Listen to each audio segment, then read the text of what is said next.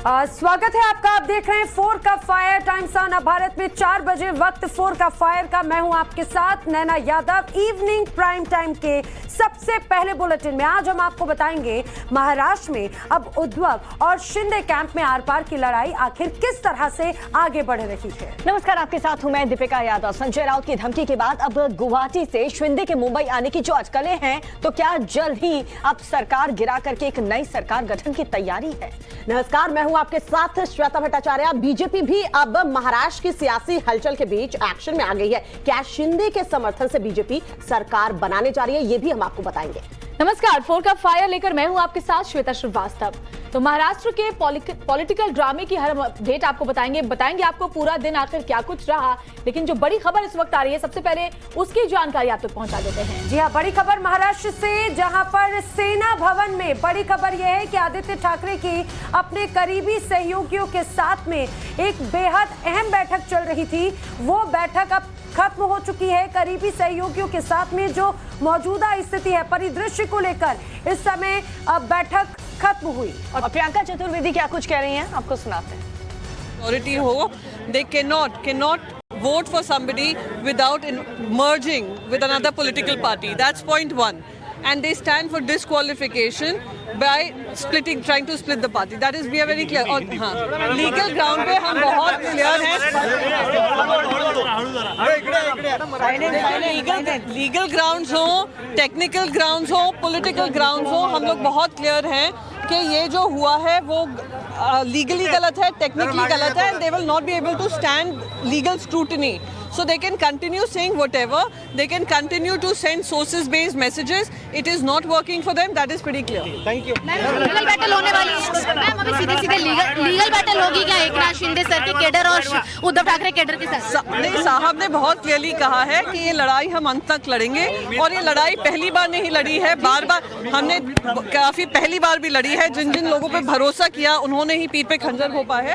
तो लड़ाई लड़ चुके हैं, लड़ाई लड़ेंगे, और हमारे सारे शिव सैनिकों में ये क्षमता है कि लड़ेंगे और डट के लड़ेंगे और जीतेंगे। मैम, फ्लोर टेस्ट के लिए तैयार है शिवसेना? उद्धव जी ने कई सारे इमोशनल फ्लोर टेस्ट के लिए तैयार है शिवसेना? कि वो रेजिग्नेशन देखिए, इमोशनल अपील, एक परिवार में हम लोग अपनी बातें साझा रखते हैं। इमोशनल हो, लॉजिकल हो, टेक्निकल हो, लीगल हो, हमने शिव सैनिकों से कुछ छुपाया नहीं है, उन सबको पता है, और वो सब हमारे साथ हैं, साहब के साथ हैं, और पूरी तरीके से हम शिव सैनिक हैं, लड़ाई लड़ेंगे और जीतेंगे।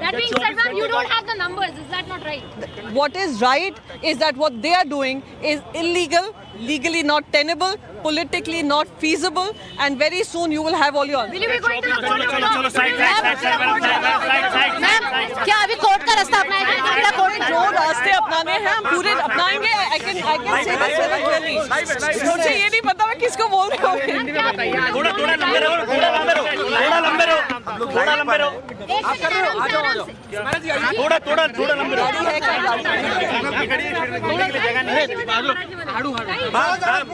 Thank you. Please madam, please madam. तो प्रियंका चतुर्वेदी को आप सुन रहे थे। हमारी सहयोगी शिवानी ने कई तरीके के सवाल उनसे पूछे, फ्लोर टेस्ट को लेकर के भी उनसे सवाल किया, लेकिन प्रियंका चतुर्वेदी ने कुछ भी साफ नहीं कहा।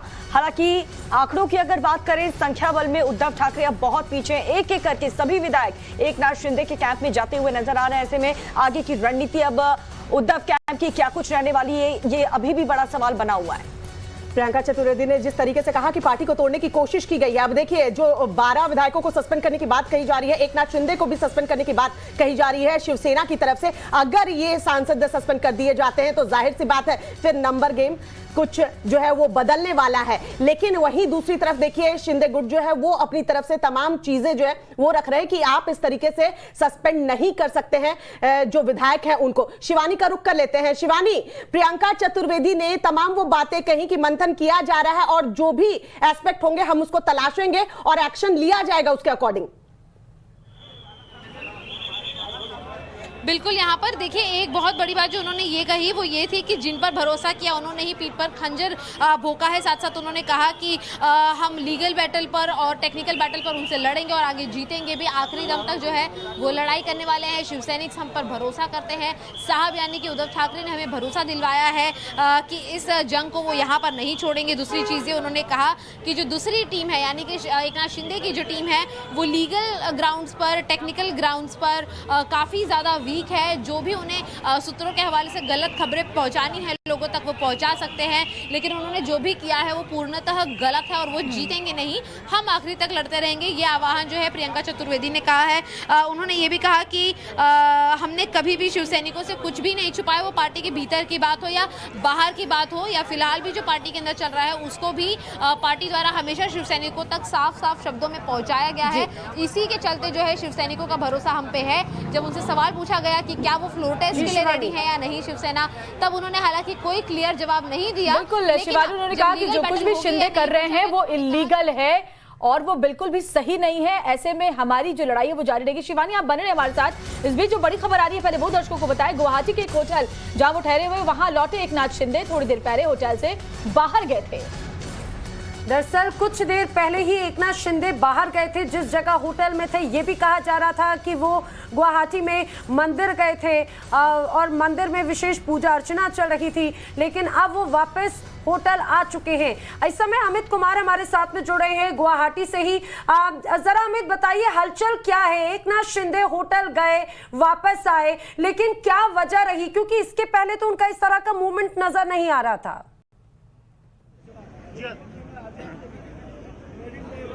जी हाँ, देखिए करीब 3 घंटा गुवाहाटी में ही थे। जब वो निकले थे बहुत तेजी से उनका काफिला निकला था। 2 आगे पीछे एस्कॉर्ट गाड़ी थी और उनकी गाड़ी थी जो फॉर्च्यूनर थी, उस गाड़ी से वो निकले थे। और इसके बाद तमाम तरह के अटकलें शुरू हो गई थी कि वो मुंबई जा रहे हैं। फिर ये भी अटकलें आई कि वो दिल्ली जा रहे हैं और नेताओं से बात करेंगे। लेकिन जो देखिए अमित आप बने रहिए हमारे साथ। लेकिन इस बीच आदित्य ठाकरे की ये तस्वीर हम आपको दिखा रहे हैं बेहद करीबियों के साथ। आदित्य ठाकरे ने इस वक्त अपनी मीटिंग ली थी और वो मीटिंग अब खत्म हो चुकी है। सबसे पहले प्रियंका चतुर्वेदी बाहर निकली और उसके बाद आप आदित्य ठाकरे की आप तस्वीर देख रहे हैं। हाथ जोड़ करके लोगों का अभिवादन वो वहां पर कर रहे हैं। तमाम पत्रकार भी वहां पर मौजूद है, उनसे बात करने की कोशिश कर रहे हैं, लेकिन कार के जो ग्लास हैं वो लगे हुए हैं, बंद हैं। आदित्य ठाकरे किसी से भी बात के बिना वहां से रवाना हो रहे हैं। एक और सबसे महत्वपूर्ण बात है यहाँ पर दीपिका, कल भी हमने देखा था देर रात, हालांकि मुंबई में बारिश होना शुरू हो चुकी थी, मौसम खराब था, लेकिन देर रात आदित्य ठाकरे आप देख पाएंगे लोग बातचीत करने की कोशिश कर रहे हैं पर किसी से कोई बात नहीं कर रहे हैं। लेकिन हाँ, जैसे ही भवन के बाहर आते हैं तुरंत ही लोगों से हाथ जोड़ते हैं, उनकी तरफ विक्ट्री का साइन देते हैं, जीत का साइन देते हैं और ये एक बड़े मोर्चे के साथ आगे आदित्य ठाकरे बढ़ते हुए साफ तौर पर तस्वीरें सेना भवन से बाहर आते हुए। लंबी एक मीटिंग थी, करीबन 1:10 के पास यहाँ पर पहुंचे थे और 4:10 का वक्त अभी फिलहाल हो रहा है। 3 घंटे लगातार जो बैठक थी वो चली। सबसे पहले सीएम उद्धव ठाकरे द्वारा संबोधित किया गया जितने भी यहाँ पर जिला प्रमुख आए थे उन सभी को, और उसके बाद जो है मीटिंग समाप्त होती है कुछ देर बाद। और उसके बाद आदित्य ठाकरे जो हैं वो प्रियंका चतुर्वेदी के साथ, सचिन अहिर के साथ और कुछ अन्य लोगों के साथ बैठकर एक मीटिंग कंडक्ट करते हैं। उस मीटिंग के अंदर बताते हैं कि आखिर शिवसेना की प्लानिंग क्या रहने वाली है, किस तरह से वो आगे बढ़ेंगे। बता दें कि इसी मीटिंग से बाहर आने के बाद प्रियंका चतुर्वेदी ने टाइम्स नेटवर्क पर कहा है कि वो लीगल बैटल के लिए भी तैयार हैं, जो भी लड़ाइयाँ लड़नी पड़ेंगी वो सब लड़ेंगे। तो ये साफ हो जाता है कि जिस तरह से आदित्य ठाकरे आए हैं कॉन्फिडेंटली, हालांकि जाते वक्त भी वो काफ़ी ज़्यादा कॉन्फिडेंट नजर आए, चेहरे पर स्माइल थी, कोई शिकन नहीं थी, नमस्ते करते हुए लोगों को आए थे, हाथ दिखाते हुए आए थे। और अभी की तस्वीरें भी यही थी कि जब वो अंदर से बाहर निकलते हैं गाड़ी में बैठते वक्त लोगों को पहले नमस्ते करते हैं, विक्ट्री का साइन दिखाते हैं, जीत का साइन दिखाते हैं और कहीं ना कहीं बताते हैं कि आगे जीत उन्हीं की होगी और वो हर तरीके से इस जंग को लड़ने के लिए तैयार हैं। लेकिन आपको बता दें कि जो ये मीटिंग हो रही थी वो काफ़ी ज़्यादा सीमित लोगों के बीच में हो रही थी। सूत्रों से जानकारी आई है कि जब एकनाथ शिंदे की बात हो रही थी उस वक्त भी कोई बहुत बड़ी टिप्पणी किसी के द्वारा नहीं की। जब जिला प्रमुखों के साथ सीएम की मीटिंग हो गई तब उसके बाद कुछ देर आदित्य ठाकरे ने उनको संबोधित किया और उसके बाद उन सभी को कमरे से बाहर जाने के लिए आह्वान दिया गया। उसके बाद लिमिटेड लोगों को उस मीटिंग के रूम में बिठाया गया जहां पर आदित्य ठाकरे ने स्ट्रैटेजी जो है उसको डिस्कस किया है। कल ही देर रात आदित्य ठाकरे की टाइम्स नाउ पर बात हुई थी, टाइम्स नेटवर्क पर बात हुई थी, जहां पर उन्होंने कहा कि मुझे उम्मीद है कि 2 से 3 दिन के बाद आपको ऐसी जगहों पर यानी कि मीडिया कवरेज के ऐसे खड़े होने की ज़रूरत ना पड़े, जहां पर उन्होंने इंडिकेट किया था कि अगले 2-3 दिन बहुत ही ज़्यादा क्रूशल रहने वाले हैं, बहुत ही ज़्यादा महत्वपूर्ण रहने वाले हैं। तो उसी जो 2-3 दिनों की उन्होंने बातचीत की थी, उसको लेकर यहाँ पर उन्होंने लोगों के साथ डेप्थ में मीटिंग की, बताया कि आखिर किन टर्म्स पर बात होगी।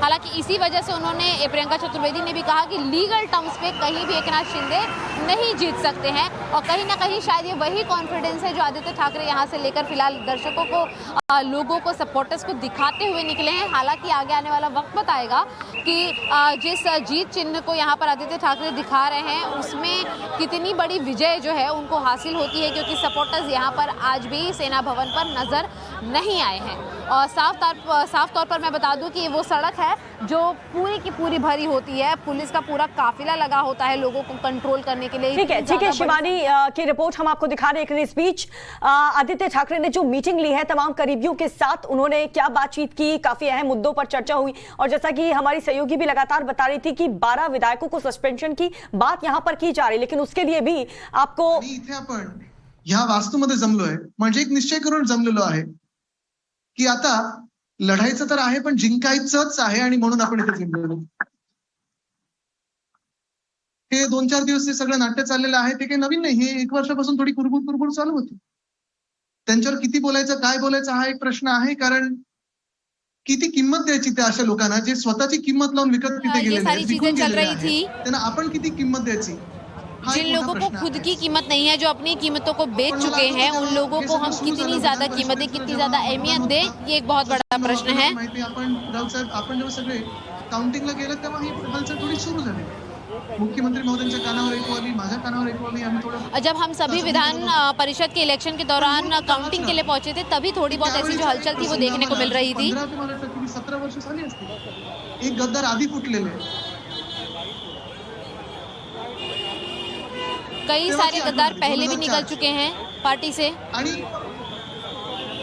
तो मुझे 2000 साल की याद आ गई. हालांकि इस बात को काफी ज्यादा वक्त बीत चुका है, लेकिन उससे पता चलता है कि मुझे उस वक्त याद आ रही है कि किस तरह से लोग गद्दारों की तरह पार्टी से निकलते थे. स्वतःच्या इच्छेसाठी असेल, आवडतपणासाठी असेल, जे काही स्वभाव असतो, विरोधी पक्ष सोडून सत्ताधारी पक्षाकडे तरी चालले. इथे ही व्यक्ती आणि काही थोडीशी टोळी आपली काही जाऊन, उस वक्त और इस वक्त में काफी ज्यादा फर्क है. लोग हमेशा विपक्ष के पास पहुंच जाते थे. कैलाशी तुम्ही इथे आले, आपले शूरवीर एक शिवसैनिक इथे आलेले आहेत. लेकिन यहाँ पर देखने को मिल रहा है कि अपनी ही पार्टी को धोखा देते हुए वो आगे बढ़ रहे हैं. हमें बात सुनाई दे रही है कि वो इस गाड़ी से आगे बढ़ रहे हैं, किसी और लोकेशन पर पहुंच रहे हैं, कहीं और होटल में पहुंचे हुए हैं. लेकिन इस वक्त जो बात चल रही है वो सत्ताधारी पक्ष और विपक्ष के बीच में चल रही है, क्योंकि पहले लोग विपक्ष से पक्ष के प्रति जाते थे, लेकिन अब जो है पक्ष से उठकर वो विपक्ष की ओर आकर्षित हो रहे हैं. ये अचंभे की बात है. मला एक कळलेलं आहे की ह्या महाराष्ट्रात आणि ह्या हिंदुस्थानात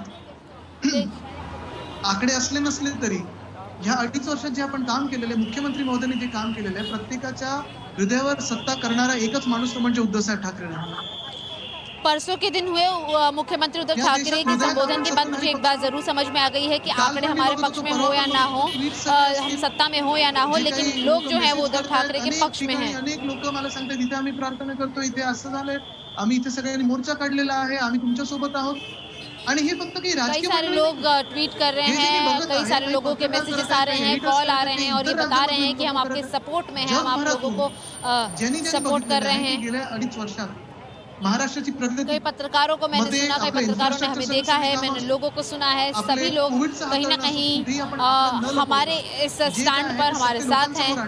आपल्या परिवारातला कोणी माणूस आपल्याशी बोलत आहे असं सांगणारा माणूस, कोविड की बात हो या कोई भी अन्य बात हो, सारे जो मुद्दे थे वो हमने हमेशा लोगों के समक्ष रखे हैं. कभी भी कोई बात छुपाई नहीं है. अनेक ठिकाणी राज्यात नाही देशात अनेक वेगळ्या राज्यांमध्ये दंगल पेटवण्याचा प्रयत्न केला. काही बरं वाईट करण्याचा प्रयत्न केला, लॉ अँड ऑर्डरची काही वेगळी कई स्थिती आहे. अलग अलग राज्यों में जो है वो दंगल यानी कि राइट जैसी स्थिति जो है उसको खड़ा करने की कोशिश की गई, लेकिन महाराष्ट्र में हमने कभी ऐसी कोई दंगे जैसी स्थिति खड़े होनी नहीं दी।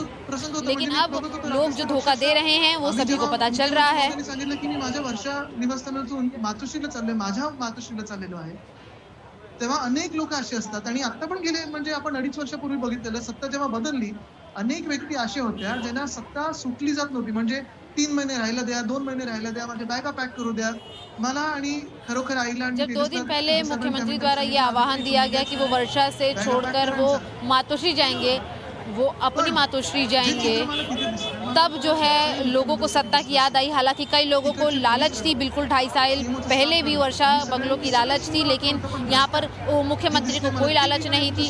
उन्होंने तुरंत घर में इस बात को बताया और फिर मैंने और मेरी माँ दोनों ने इस बात को डिसाइड किया कि बैग पैक करिए और तुरंत यहाँ से निकला जाए। जोश होता, जल्लोष होता, ताकद होती. लेकिन दुख हमें इस बात का है तिथे कोणी मला आमदार दिसत नव्हतं, कि खासदार अब हमारे घर के भीतर के ही लोग जो है वो हमें धोखा दे रहे हैं। मुंबईकर आणि महाराष्ट्राचा नागरिक दिसत होता. त्याचं मला एक लेकिन जब हम वहाँ से निकल रहे थे तो मुझे कोई भी आमदार या खासदार यानी कि सांसद या विधायक नहीं दिख रहा था, बल्कि सिर्फ और सिर्फ शिवसैनिक दिख रहे थे। बघा असं एक थोडं हे असतं की धोका कोणी द्यावा, म्हणजे कधी कधी असं वाटतं. आणि परवा उद्धव साहेब बॅटरी दे आई हेच बोलत होती की धोका मित्रपक्षाने दिला असतं तर समजू शकलो असतो. हे काही आपल्याला नवीन नाही की चला मित्रपक्ष कुठचं तरी सोडून दिलंय, पण 2 मेरी माँ भी यही कह रही थी कि अगर विरोधात लढलो, धोखा किसी बाहर वाले ने दिया होता तो कोई दुख नहीं होता, लेकिन जब दोस्त ही धोखा दे रहे हैं तो ज्यादा दुख हो रहा है। आपल्याच माणसाने द्यावा ज्यांना आपण पुढे आणलं. 2 अलग अलग पक्षों के बीच में से अगर धोखा आता है तो कोई अचंभे की बात नहीं होती है, लेकिन ऐसे लोग जिन्हें हमें खुद आगे लाया, जिनको हमने अपने सर पर बिठाया है, अगर वही लोग धोखा देंगे तो बुरा लगता है। और उन्होंने ऐसे वक्त पर धोखा दिया जब उद्धव ठाकरे को कोविड हुआ है, एक ऐसे व्यक्ति ने जिसने पूरे महाराष्ट्र को संभाला, कोविड के दौरान उन्हें संभाला, और अब जब वो खुद बीमार हैं तब उन्हें उस वक्त पर धोखा दिया गया। आपण आहोत ते ताकदीने राहू, पण ज्यावेळी उद्धव साहेबांची मुझे एक बेटे के तौर पर भी समझ में आ रही हैं बातें, जहां पर कल ही उन्होंने मुझे कहा कि मुझे किसी की सिंपत्ति, मुझे किसी की सांत्वना नहीं चाहिए। उनकी सर्जरी भी हुई कुछ दिन पहले, किसी की हिम्मत नहीं होती है कि वो राजकारण में रहते हुए, राजनीति में रहते हुए इतनी बड़ी सर्जरी का खतरा मोड़ ले। मला माहिती, आणि काही त्यावेळी प्रसंग असे आले जेव्हा सगळ्यांचा विश्वास उडेल असे प्रसंग आले, पण त्या ठिकाणून देखील उद्धव साहेबांनी पाहिली सही करत होते, मदत करत होते, लोकांचे फोन घेत होते. कोविड अपने चरम पर था, उनकी सर्जरी होती है, उसके बावजूद भी उन्होंने बातचीत की। महाराष्ट्र में सबसे ज़्यादा कोविड के केसेस बढ़ रहे थे, लेकिन वो फिर भी लोगों को संभाल रहे थे। ऐसे वक्त पर जहां पर लोगों को खतरा और संदेह महसूस हो रहा था, उस वक्त उद्धव ठाकरे द्वारा सभी के फ़ोन कॉल उठाए गए, लोगों से बातचीत की गई, लेकिन पूरे राज्य को हमेशा ही सुधार किया। लेकिन इस वक्त जो टोली, जो ग्रुप, जो समूह हमें धोखा देकर जा रहा है, जो शिवसेना और महाराष्ट्र में कोविड ने जिस तरह से चीज़ों को संभाला, उसका फायदा उठाकर अब जो हमें छोड़कर जा रहा है, उस बात का दुख होता है कि किस तरह से हमारा फायदा उठाया गया। आपण सगळे सोबतच आहोत हे साहेबांनी सांगितलं आपल्याला करायला, आणि आपण तसं, पण हे जर असतं तो स्वतःच्याच मुख्यमंत्र्यांना कई जगहों से मुझे ऐसा भी फोन कॉल आया कि साहेब यानी कि उद्धव ठाकरे ने ही ये बातें कही हैं कि ऐसा ही करना चाहिए, इसीलिए हम सारी चीज़ों को, स्ट्रैटेजी को फॉलो कर रहे हैं। लेकिन यद्यपि ऐसा सच होता तो कोई व्यक्ती कोई अपनी ही पार्टी को क्यों तोड़ने की कोशिश करेगा। थांबवायची, करायची, तसं बोलले काही सांगू नका कोणाला, जे लोकांना वाटेल ते लोक करतील, कारण लोकांच्या भावना आपल्यासोबत आहेत. आपण लोग, हम डिस्कस भी कर रहे थे कि क्या किसी तरीके का आंदोलन या प्रोटेस्ट किया जाए, तो हमें उद्धव ठाकरे द्वारा मना किया गया कि ऐसा करने की कोई ज़रूरत नहीं है, लोग हमारे साथ हैं और उसके लिए हमें प्रोटेस्ट करने की कोई ज़रूरत नहीं। काय करायचं, आपण सगळे हॉटेलमध्ये त्यांना थांबून ठेवलेलं आहे. उद्धव साहेबांनी सांगितलं जणू काही भगवान श्रीकृष्णाने त्यावेळी भगवद्गीता सांगितली तसं सांगितलं, कारण समोर पण आपले, इथे पण आपलेच. जब हम लोग सोच विचार कर रहे थे कि जो अपने एमएलए हैं, जो अभी भी हमारे साथ बचे हैं, वो होटल में रुके हैं, उनके साथ क्या करना है, तो उद्धव ठाकरे द्वारा कहा गया था कि हम होटल में किसी को भी नहीं रखेंगे, हम सभी को उनकी आजादी देंगे। त्याच्यानंतर मग लॉकडाऊन वगैरे वगैरे वगैरे त्या गोष्टी आपण सगळ्यांनी पाहिल्या। कोविड का संकट जब हमारे राज्य में कोविड आया, ओसरत होता तो साधारणतः गेल्या दिवाळीचा काळ होता आणि त्या काळानंतर मी म्हटलं चला आता कोविड ओसरलाय, राज्यात फिरायला सुरुवात करू, तर मानेचं लफडं उद्भवलं। हाँ भाई, त्या मानेच्या लफड्यातून जरा बाहेर पडतोय तर हे दुसरं लचांड उपटलं आणि त्याच्यात आता कोविड। ठीक आहे, त्याच्यात जास्त काय मला इतनी सारी अव्यवस्था महाराष्ट्र में चल रही थी, इसी बीच में कोविड भी आ गया। मुझे उस बात पर कोई टिप्पणी नहीं करनी है। या गोष्टी मात्र आपल्याला लक्षात ठेवणं गरजेचं आहे। किस किस व्यक्ति ने किस किस समय पर हमसे कैसे बात की, किस तरह से हमसे व्यवहार किया, ये हमें अपने दिमाग में हमेशा रखना है। आपल्या निलमताईचं ऐकलं, तसं बोलण्यासारखं काय आणि बोलायचं काय, कुछ लोगों के भाषण सुने जैसे आदित्य और नीलम। परवा मला जे काय बोलायचं ते मुद्द्यामध्ये मी फेसबुक लाईव्ह वरती बोललो, त्याचा काय परिणाम झाला, मुझे जो भी थोड़ी बहुत बातें करनी थी वो मैंने फेसबुक लाइव के दौरान कह दिया। माझ्या मनातल्या गोष्टी मोकळेपणाने बोलत आलो। अब उसका क्या परिणाम क्या होगा, लोगों तक, लोग उसे कैसे समझेंगे, लोगों तक कैसे पहुंचेगा, इस बारे में मैंने नहीं सोचा था। काही जणांचे मला फोन आले, आजही येत आहेत। परसों मैंने बातचीत की, फिर मैंने वर्षा छोड़ी और मैं अपनी मातोश्री में पहुंचा। लोकांना असं वाटतं तुम्ही जिद्द सोडली। बहुत लोगों ने मुझे कॉल करके कहा कि आपको वर्षा नहीं छोड़नी चाहिए, पण जिद्द नाही सोडणार मी कधी, कदापि जिद्द नाही सोडणार। आणि ज्या गोष्टी कुछ लोगों ने मुझसे कहा कि आपको वर्षा नहीं छोड़नी चाहिए, लगता है कि आपने अपनी जिद छोड़ दी है, जिस पर मैंने ये कहा कि मैंने अपनी जिद नहीं, मैंने अपना मोह छोड़ा है, मैं अपना जिद कभी नहीं छोड़ूंगा। सोडायचा माझा मोह आहे, ते सोडलं। ज्या वास्तूत किंवा ज्या मोह को छोड़ देना चाहिए और मैंने मोह को उसी वक्त त्याग दिया। जावं किंवा जाईल। आदित्यने जो थोडा उल्लेख केला माझ्या हॉस्पिटलच्या, जिस पद के बारे में मैंने कभी सोचा भी नहीं था कि मैं वहां पहुंचूंगा या नहीं, उस बारे में मोह कैसा, कि ऑपरेशन करायचं, कारण तो मैंने सोचा इस बारे में आप लोगों से बात कर ही ली जाए। तर काय झालं असतं, एक आपल्याशी आपुलकीने बोलतोय। ऑपरेशन अगर नहीं किया होता तो क्या होता, मुझे इसकी जानकारी नहीं। आप मेरे परिवार जैसे हैं, इसलिए मैं आप लोगों से ये सारी बातें कर रहा हूँ। मला असं वाटत होतं की मुख्यमंत्र्यांची खुर्ची डळमळीत आहे, पण मला उभं राहिलं ती डळमळीत वाटायला लागलं। म्हटलं नाही, मुख्यमंत्री पदाशी याचं काही देणं घेणं नाही, हे आपल्या शरीराची काहीतरी भानगड आहे। आणि मी MRI करून घेतला तेव्हा कळलं की माझी जो स्पायनल कॉर्ड आहे तो दाबला गेलेला आहे, चालायला त्रास होत होता। जब मेरा MRI किया गया उसके बाद मुझे पता चला कि जो मुख्यमंत्री की कुर्सी है वो नहीं हिल रही है, बल्कि मेरी रीढ़ की हड्डी हिल रही थी। मतलब कभी तसं घाईचं कारण नाही। डॉक्टर्स द्वारा मुझे बताया गया कि जो ऑपरेशन है ये बहुत ज़रूरी है। कारण म्हणजे काय, एकूण एकच आहे। डॉक्टर्स ने कहा कि ये 15 दिनों के भीतर ही होना चाहिए। काही जणांनी सांगितलं बघा असं होऊ शकतं, बघा तसं होऊ शकतं। 3 तारीख को मेरी रिपोर्ट्स आई और 12 तारीख को ऑपरेशन करने की डेट दी गई। करावंच लागेल। अगदी काल परवाकडे जेव्हा पंतप्रधान मोदी भेटले, हे विषय। तो देखिए, सिर्फ आदित्य ठाकरे ही नहीं बल्कि उद्धव ठाकरे ने भी शिवसेना नेताओं के साथ, करीबियों के साथ एक अहम बैठक ली है। बैठक में उद्धव ने अंत तक लड़ने का दावा किया है। सत्ता गंवाने के मुहाने पर खड़े उद्धव ठाकरे शिवसेना की बैठक में पहले भावुक और फिर सख्त नजर आए। ऐसी खबरें आई कि मीटिंग में उद्धव ठाकरे की आंखें नम थी और वो थोड़ा भावुक नजर आ रहे थे। इस दौरान उन्होंने शिवसेना प्रमुख का पद छोड़ने तक की बात कह दी। हालांकि उद्धव ठाकरे ने इस बात से इनकार करते हुए साफ किया कि कोरोना की वजह से उनकी आंखों में पानी था, वो रो नहीं रहे थे। जिस तरह के सियासी हालात इस वक्त महाराष्ट्र की राजनीति में चल रहे हैं, उसको लेकर भी बैठक में ठाकरे ने अपनी बात रखी और शिंदे की बगावत से नाराजगी जताई। उद्धव ने कहा कि सत्ता आती है जाती है, लेकिन हम आखिरी तक लड़ेंगे। ठाकरे ने शिंदे गुट की बगावत को गलत बताते हुए कहा कि उन्हें अच्छा मंत्रालय दिया गया, उनके बेटे भी सांसद हैं, लेकिन फिर भी बगावत की गई। मैंने वर्षा बंगलो छोड़ा है, लेकिन आत्मविश्वास अब भी कायम है। तो देखिए, गुवाहाटी से लेकर मुंबई तक सियासी दांवपेच का दौर जारी है। जी हां, लगातार बैठकें भी हो रही हैं और इस बीच संजय राउत ने बागियों को धमकी भी दे डाली। ये रिपोर्ट देखिए। महाराष्ट्र की सियासी लड़ाई अब जल्द ही सड़क पर आने वाली है। ये हम नहीं बल्कि शिवसेना के सांसद संजय राउत कह रहे हैं। जिसको हमारा सामना करना है मुंबई में आ सकते हैं। बहुत ही गलत कदम उठाया है लोगों ने। उनको हमने मौका भी दिया वापस आने का। अब मुझे लगता है टाइम निकल चुका है।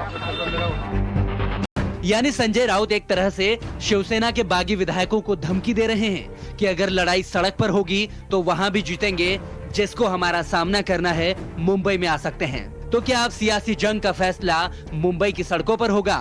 ये देखने वाली बात होगी। तो एकनाथ शिंदे ने बड़ा दावा किया है कि उनके साथ शिवसेना के 2/3 से ज्यादा विधायक। ऐसे में ठाकरे गुट के पास उनके खिलाफ एक्शन लेने का कोई भी अधिकार नहीं बचता है। इस पर भी एक रिपोर्ट आपको दिखाते हैं।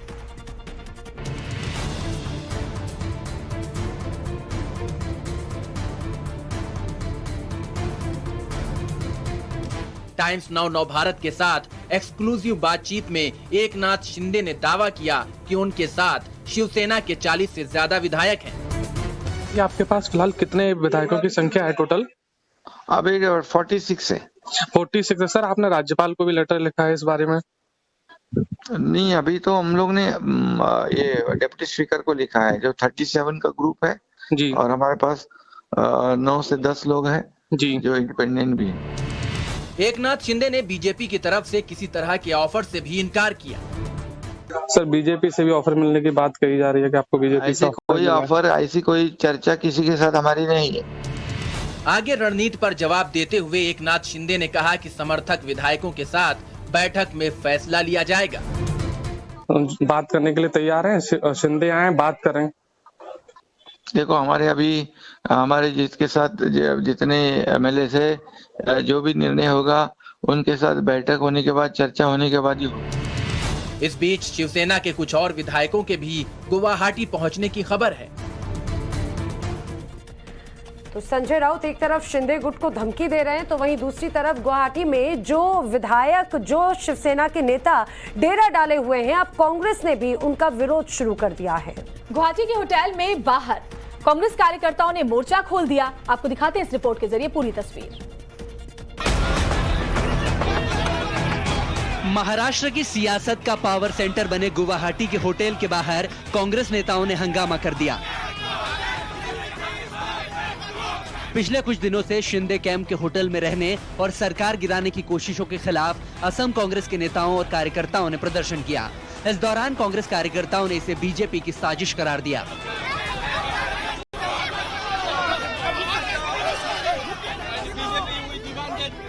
असम कांग्रेस के अध्यक्ष भूपेन बोहरा ने एकनाथ शिंदे को पत्र भी लिखा है और शिवसेना के बागी विधायकों को गुवाहाटी छोड़ने की बात कही।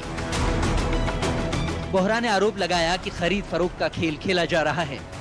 असम कांग्रेस के अध्यक्ष ने प्रदेश में बाढ़ के हालातों का हवाला देते हुए दावा किया है कि हिमंता सरकार शिवसेना के बागी विधायकों की आवभगत में लगी हुई है, जिससे प्रदेश में राहत और बचाव के काम में परेशानी आ रही है।